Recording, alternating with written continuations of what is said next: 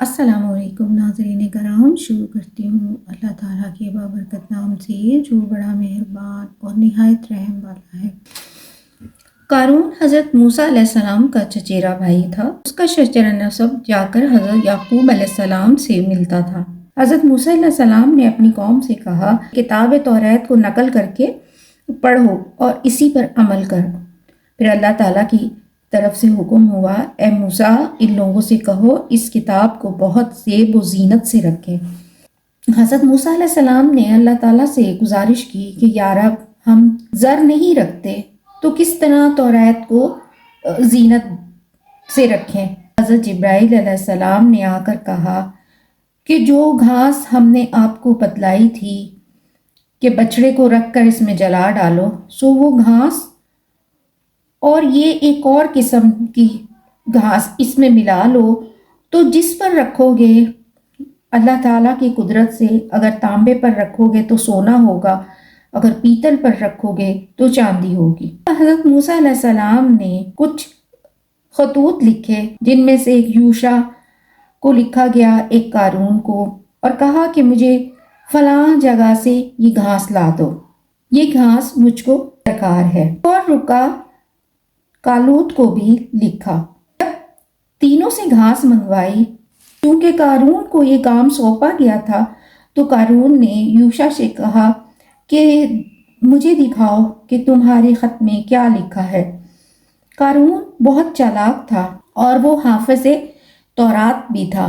اس نے کالوت کا رکا بھی پڑھا، سب دریافت کر کے سیکھ لیا جو کچھ باتیں اس میں بیان کی گئی تھی، اور یہ تمام گھاسیں حضرت موسیٰ علیہ السلام کو جا کر دیکھ دی، لیکن اس نے اس سے کیمیا گری سیکھ لی۔ اس طرح اس نے بہت دولت جمع کر لی۔ جب اس کی دولت جمع ہوئی، بخل کی وجہ سے زکوٰۃ اور صدقہ بھی نہیں دیتا تھا، اللہ تعالیٰ کا حکم بھی نہیں مانتا تھا۔ اس نے حضرت موسیٰ علیہ السلام کی نافرمانی بھی شروع کر دی اور اللہ کے نزدیک وہ کافر ہوا۔ اللہ تعالیٰ فرماتے ہیں کہ ہم نے اس کو دولت کے خزانے دیے، اتنے دیے کہ اس کی کنجیوں سے مزدور تھک جاتے تھے۔ ایک روایت میں آتا ہے کہ 60 مزدور زور آور مقرر تھے اس کی کنجیاں اٹھانے اور رکھنے پر۔ ان کنجیوں کا بوجھ 70 اونٹوں کے برابر تھا۔ اللہ تعالیٰ فرماتے ہیں کہ فساد مت پھیلاؤ۔ اللہ تعالیٰ فساد پھیلانے والوں کو دوست نہیں رکھتا۔ صدقات، زکوٰۃ اور خیرات دیا کرو محتاجوں کو، تاکہ اس سے آخرت میں تمہارا بھلا ہو۔ اللہ تعالیٰ فرماتے ہیں، یاد رکھو کہ گناہگاروں سے ان کے گناہ پوچھے نہ جائیں گے، بے پوچھے وہ تمام سب کے سب جہنم میں ڈال دیے جائیں گے۔ لیکن قارون نے حضرت موسیٰ علیہ السلام کا کہنا نہ مانا اور باغی ہو گیا۔ اس نے ایک عالی شان محل بنایا، اونچائی اس کی 80 گز تھی، اور اس پر بڑے بڑے کنگرے بنائے گئے، طلع کاری سے مزین کیا گیا۔ ایک دن قارون نے اپنی عورت کو خوشی سے لباس فاخرہ پہنا کر 1000 غلام اور لونڈی اور مرصع زیورات سے آراستہ کر کے لے کر اسے ہمراہ اپنے پھرنے لگا۔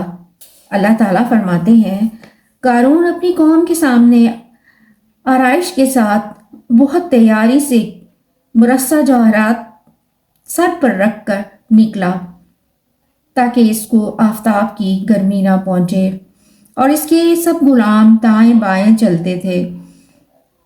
یہ دیکھ کر جو لوگ دنیا کے مال کے طلبگار تھے کہنے لگے، نا قسمت والا ہے، اور ان کے دل میں ہرس پیدا ہوئی۔ کہنے لگے کہ کاش ہم کو بھی ملے جیسی ملی ہے دولت قارون کو۔